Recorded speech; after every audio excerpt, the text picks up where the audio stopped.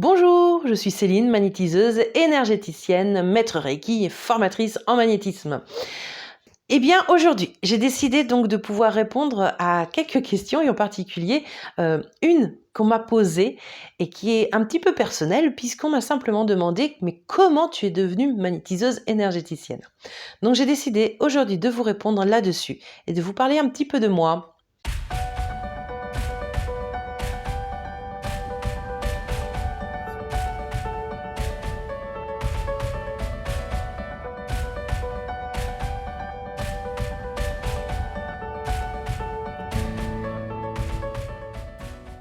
Alors, comment je suis devenue magnétiseuse énergéticienne?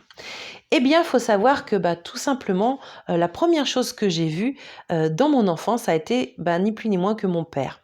Mon père qui était donc coupeur de feu et qui faisait donc cela vraiment, je dirais en complément de ce qu'il pouvait faire, puisque à la base il était peintre en bâtiment, artiste peintre aussi, accessoirement, du coup il faisait aussi donc du magnétisme. Ce magnétisme, voilà, moi j'ai toujours vu, j'ai toujours, heu, été en contact avec ça. Je l'ai vu même faire, des fois des choses incroyables, avec des personnes qui étaient brûlées, mais à plusieurs degrés et de voir, voilà, tout ce qu'il pouvait faire et surtout la capacité, de cicatrisation, en fait, de ces personnes-là. C'était assez impressionnant. Donc voilà, je le voyais faire, donc moi qu'est-ce que j'ai fait? J'essayais aussi de mon côté. J'essayais, voilà, quand mes animaux avaient mal quelque part, même mon père ou ma mère me demandaient des fois quand ils avaient des problèmes dans le dos, en particulier, si je pouvais leur faire des massages. Ils appelaient ça des massages, mais en fait, ma main allait directement là où ils avaient mal ou alors un peu à côté. Mais je sentais que c'était là qu'il fallait que je travaille pour qu'ils n'aient plus mal après et ça fonctionnait. Donc voilà, j'ai simplement commencé comme ça, sans avoir de connaissances au niveau donc du magnétisme. Vraiment, comme la majorité, hein, je pense qu'on est tous comme ça. On fait ça comme ça. On ne sait pas comment ça fonctionne, mais on le fait et on voit. Donc c'était vraiment donc à l'intuition que je le faisais et ma foi ça fonctionnait bien. Même si mon père souvent me disait écoute plus tard je te donnerai donc la fameuse prière pour que toi aussi tu aies le don. Il était vraiment comme tout ce qui peut être vieux magnétiseur, je veux dire ça comme ça. Hem, je ne veux pas avoir la foudre de tout le monde, mais bon, c'est vrai que c'était des traditions qui étaient fortes à l'époque, mais finalement qui n'avaient pas lieu puisque la preuve, moi je pouvais le faire, mais c'est vraiment sans avoir eu, voilà, cette fameuse transmission de prière que j'ai connue, mais bien après, voire bien après le décès même d'ailleurs de mon père, donc voilà, c'est pour dire, hem et pourtant, voilà, j'exerçais depuis un petit moment. Donc voilà, donc c'était ça, c'était le vraiment le première approche que j'ai pu avoir au niveau donc du magnétisme, mais c'était pas forcément ma priorité. Moi, dans ma tête, je voulais devenir, en fait, infirmière, tout simplement. Donc j'ai fait donc des études scientifiques. J'ai été donc, à faire un bac scientifique. J'ai fait une première année de médecine. Parce qu'effectivement, les concours d'infirmières, je crois qu'à l'époque, elles se faisaient que courant mars-avril et donc du coup, moi qui avais eu mon bac, j'avais pas pu passer les concours, à ce moment-là. Donc j'ai, en attendant, fait une année de fac de médecine et une année m'a suffi. Tout simplement parce que, effectivement, hem, il y avait beaucoup de concurrence. C'était assez impressionnant d'ailleurs, puisque on voyait donc dans l'amphithéâtre, il y avait plusieurs amphithéâtres. Il y avait un amphithéâtre où on voyait directement donc les différents docteurs, professeurs, qui venaient donc, nous instruire et il y avait donc les autres amphithéâtres où on avait simplement donc le vidéoprojecteur. Alors déjà, pour avoir l'amphithéâtre où il y avait les docteurs, professeurs, comment dire? Fallait se lever de très bonne heure le matin. Mais finalement, moi, je l'ai fait une fois, c'était bien mieux d'avoir le vidéoprojecteur puisque le caméraman, pouvait faire des zooms, chose qu'on pouvait pas faire une fois qu'on était en amphithéâtre du prof, voilà. Donc voilà, ça a été ça, mais c'était le matin, hop, je mets les petites feuilles dans l'amphithéâtre pour rester avec mon groupe, et puis il fallait en fait faire un roulement dans le groupe pour rester, enfin et cetera et puis c'était du style, voilà: «Ah, tu as été malade? Ah dommage, mais je te donne pas mes cours, parce que tu comprends bien, c'est un concours, donc moi, il faut que je sois avant toi. Quand j'ai vu cette mentalité, je me suis dit, ben non, c'est pas le genre de médecin que j'ai envie d'être. C'est pas le genre de personne, voilà, dans le bien-être que j'ai envie d'être. Donc au bout d'un an, et même si j'ai loupé mon PCEM1, parce que c'est comme ça que ça s'appelait donc à l'époque, PCEM1 à peu, de toute façon, même si j'étais au rattrapage, ça m'intéressait pas. Donc j'ai voulu plutôt faire donc les concours d'infirmière. Et finalement, les concours d'infirmière, je me suis aperçue que c'était très rigolo parce que j'adorais les faire. C'était les tests psychométriques. Les tests psychométriques, et j'ai compris plus tard après pourquoi, puisque en fait, ce sont aussi ce qu'on utilisait pour faire des bilans psychométriques pour faire le fameux test du QI. Donc moi, j'adorais faire ça et je trouvais ça assez intéressant. Et pourtant, et c'était quand même assez sévère au niveau des concours infirmières, même si j'étais toujours, mais en dessous, pas très loin. Mais bon, j'ai pas réussi mes concours d'infirmière et c'était pas plus mal non plus, puisque quand je vois maintenant donc le métier d'infirmière, ce que c'est, et surtout, voilà comment c'est considéré. Ce sont des personnes qui font donc un travail formidable, mais qui n'ont pas beaucoup de reconnaissance, que ça soit d'un point de vue financier, que ça soit d'un point de vue aussi moral. J'avoue que je dis en tout cas mon chapeau donc à vous, voilà, dans le domaine du soin, hein, quelconque hein, d'ailleurs. euh, en tout cas, qui travaillent dans des conditions pareilles. Moi, je dis toujours, ce sont des vocations. Et, euh, et disons que moi, je pense que c'était pas réellement ma vocation, même si je pensais faire ça depuis que j'étais toute petite. Mais il faut savoir que bon, je suis une multipotentielle et que finalement, si je fais quelque chose et au bout d'un moment je m'ennuie, eh bien, je suis quelque part obligée de faire autre chose. Donc, eh bien, je suis allée dans quelque chose qui me passionnait depuis des années, depuis que j'étais toute petite, que je faisais aussi en parallèle, c'est-à-dire du chant. Et j'ai intégré effectivement le Conservatoire de Nantes, où là, je faisais donc du chant lyrique, même si à côté, j'avais intégré plusieurs groupes de variétés. Voilà, à l'époque, c'était les chanteurs à voix, donc voilà, donc à mon époque, c'était du Céline Dion, c'était du Lara Fabian, voilà, c'était des choses comme ça. Et comme je faisais donc du chant lyrique à côté, donc j'étais aussi à la maîtrise de l'Opéra de Nantes, puisqu'effectivement moi je suis pas de Nantes même, je préfère préciser, je suis de Vertou, je suis une pure vertavienne. Donc du coup, effectivement, c'était la maîtrise de l'Opéra de Nantes. Et il faut savoir que nous, lorsqu'on fait partie d'une maîtrise donc comme ça de l'opéra, on était donc en complément des chœurs de l'Opéra de Nantes. Et ce qui fait que bon, on était là vraiment quand il y avait des chœurs d'enfants, quand il y avait voilà des chœurs plus importants, comme dans Carmen, enfin bon, etc. Donc c'était super intéressant. La seule chose qui était un petit peu embêtante pour moi, c'était toujours le même problème, c'est-à-dire que, pour faire effectivement un solo, donc être soliste, il fallait toujours donc être dans la compétition, être meilleur qu'eux. Et ça me posait quand même problème parce que j'aimais tellement être dans les chœurs parce qu'on était tous à l'unisson, voilà, on travaillait en fait pour créer une unité et ça j'aimais beaucoup et bon, alors quand il fallait être soliste, c'était vraiment compliqué pour moi. J'ai été pourtant plusieurs fois soliste. J'ai fait, pas mal de concerts, et c'est vrai que, c'est toujours aussi, super intéressant, mais c'était vraiment le côté esprit, voilà, je dois prouver comme quoi, je suis meilleure que les autres qui me posait problème. Finalement, ça n'a pas été, aussi loin que je le croyais puisque, Nantes, les chœurs de Nantes ont décidé de fusionner avec les chœurs de Tours. Ce qui fait que, après on n'a plus du tout eu besoin de la maîtrise donc de l'Opéra de Nantes. Donc ce qui fait que, on a été tout simplement et bonnement virés. Voilà. Mais c'est pas grave, voilà, moi je me suis dit: «Je vais faire autre chose» et donc du coup, j'ai fait vraiment plusieurs petits métiers. J'étais stadière au stade de Nantes, et oui, je me suis ennuyée, j'avoue, donc j'ai continué à autre chose. J'ai travaillé alors, dans un, tabac presse aussi. Alors moi qui fume pas du tout et qui déteste ça, bon c'était un petit peu vraiment, le côté contraire, mais bon voilà, je trouvais un petit peu des boulots où je voulais. Heu, Parce qu'effectivement le côté des études, ça m'intéressait plus du tout, en tout cas pas comme c'était, fait.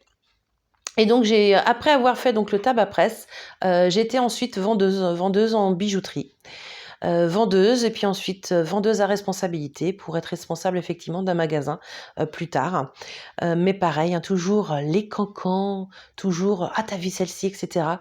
Je ne supportais pas, puis c'est un esprit de femme, je suis désolée de le dire, il y en a qui peuvent en tout cas dans mon expérience, je préfère le préciser, c'était très compliqué et puis toujours la compétition au niveau du client parce que dans ce genre de chaîne de magasins, parce que c'était une chaîne, hein, tout ce qui était, voilà, je veux pas donner de nom, ça sert à rien, mais voilà, ça incluait énormément donc de marques, hein, on se rend pas compte, mais c'est, une société qui détient énormément donc de chaînes de magasins, surtout en bijouterie, et ce qui fait que et ben, c'était toujours dans la compétition. Quel était le meilleur vendeur? Voilà voilà, il fallait faire donc les objectifs. Chaque vendeur devait faire ses objectifs. Moi, par contre, la chance que j'ai eue, c'est que quand j'ai eu mon magasin, eh bien, bah, c'était tout simplement, fallait faire l'objectif du magasin. Une fois que l'objectif du magasin était fait, eh ben, les primes qu'on avait, eh bien, étaient réparties de manière égale entre toutes les vendeuses. Donc ça, c'était génial. Mais bon, j'ai débuté quand même avec, eh ben, il fallait être le meilleur vendeur, et cetera. Moi, comme ça m'intéressait pas, eh ben, je restais, on va dire comme ça. J'étais toujours troisième, bah, c'était très bien. Et ça me convenait bien. Ça m'intéressait pas, en fait, hein, cet esprit, voilà, de compétition, être le meilleur. Oh, le pire, je crois que c'était quand on vous disait, ah là là, tu m'as volé mes clients. Enfin, c'était mes sources d'embrouille, mais incroyables. Donc, franchement, ça m'intéressait vraiment pas. J'étais responsable de mon magasin. Après, effectivement, bah, j'étais seule aussi. J'ai dû me débrouiller toute seule. J'avais aucune formation. Moi, j'ai dû apprendre la législation par moi-même. Enfin bon, c'était vraiment, enfin pas du tout les conditions qui me convenaient. Et puis j'ai eu la chance d'avoir mes enfants. Et mes enfants m'ont permis d'avoir et de prendre du recul. Alors c'est avec grand plaisir que j'ai pris des congés parentaux, même si c'était absolument pas pour l'argent, parce que congé parental, je peux vous assurer qu'on gagne vraiment absolument rien, faut le dire. Voilà, ou si c'est 100, 130 euros, c'est pas grand-chose. Alors bon, il y a d'autres choses, effectivement, il y a des compléments, mais comparé à un salaire, voilà, c'est rien. Donc, bah, mais bon, en tout cas, j'avais la chance de pouvoir, au moins pour mon premier, être 6 mois avec lui, et puis, bah, ma deuxième, j'ai eu la chance de pouvoir être 3 ans donc avec elle. Donc ça a été un vrai bonheur.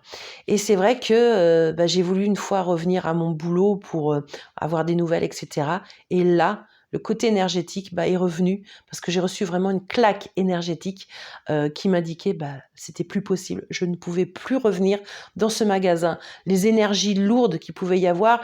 On était reparti en plus sur le système de être le meilleur vendeur et les primes selon, en fait, si tu es le premier ou le dernier vendeur. Donc là, en fait, ça me convenait plus du tout et là, je me suis dit: «Bah non, c'est plus possible». Mais il faut savoir qu'en faisant ces différents emplois, ben moi-même, de temps en temps, je faisais quelques séances. Alors c'était très rigolo quand j'étais responsable de magasin, j'avais une petite apprentie et cette apprentie, elle avait beaucoup d'aft au niveau donc de sa bouche. Je me rappelle, elle s'appelait Ophélie.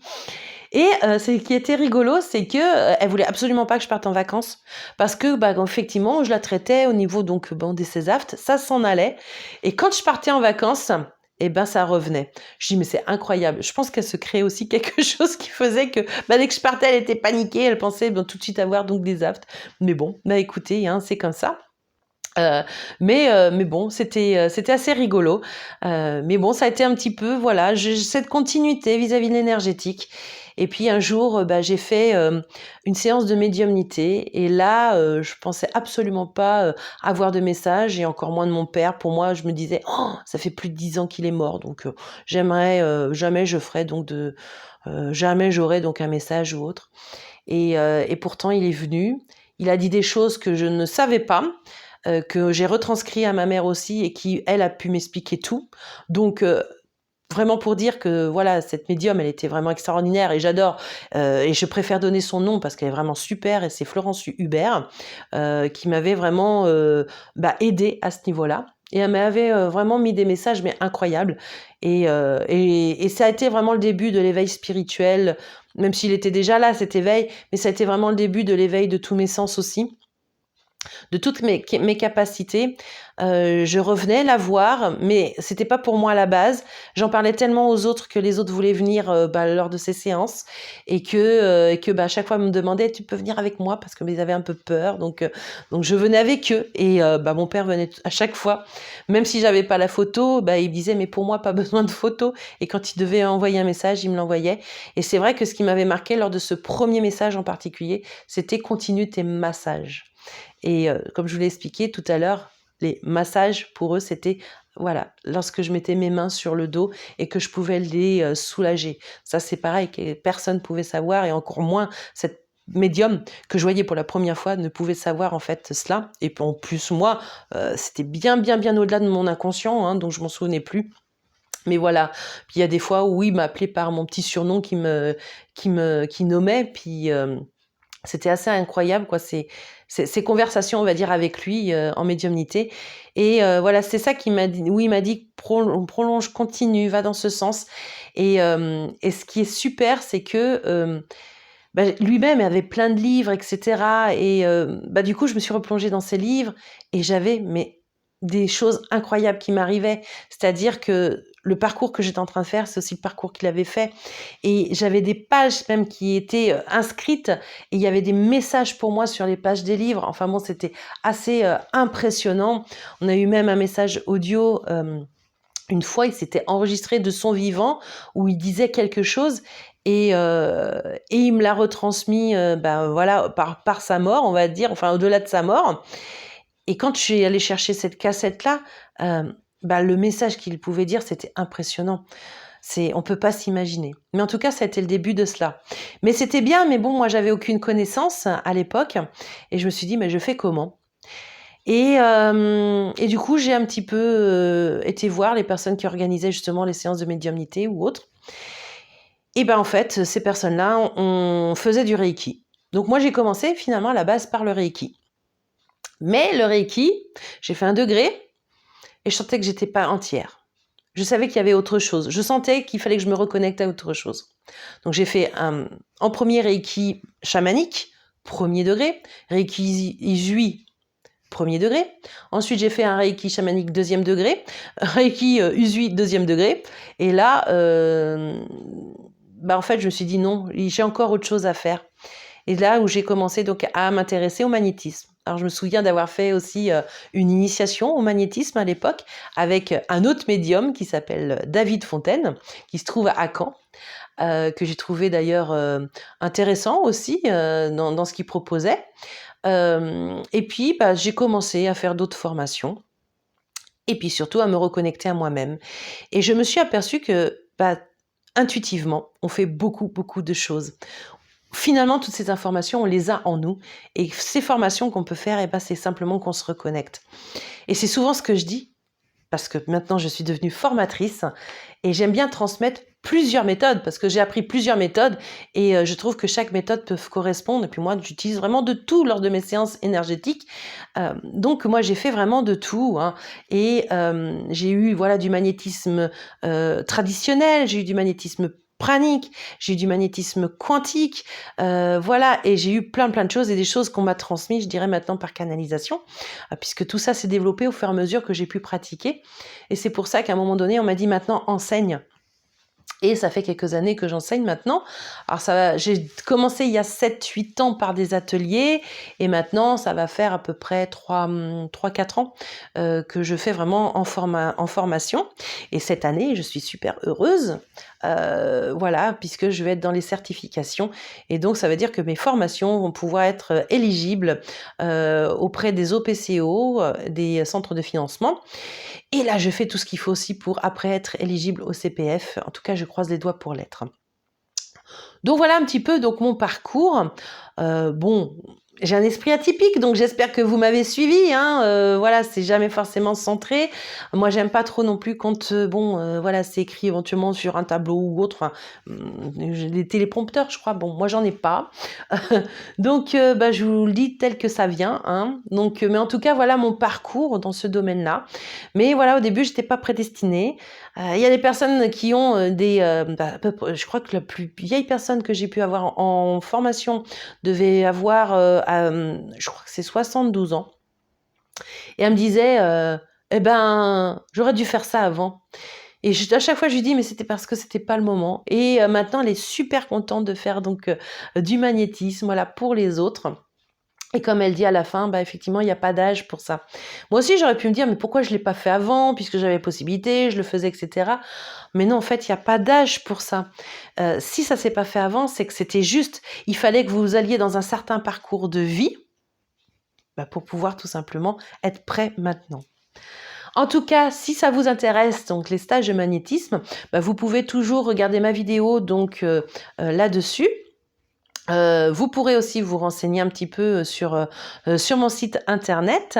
Et effectivement, donc là, donc j'ai fait aussi un site plus pour les personnes qui veulent en faire leur profession, qui du coup va tout vous indiquer et sera actif avec des petites vidéos qui vous expliqueront comment faire aussi pour les financements, pour ceux qui le souhaiteront. Et puis pour ceux qui veulent faire ça pour le plaisir, eh bien, il n'y a pas de souci.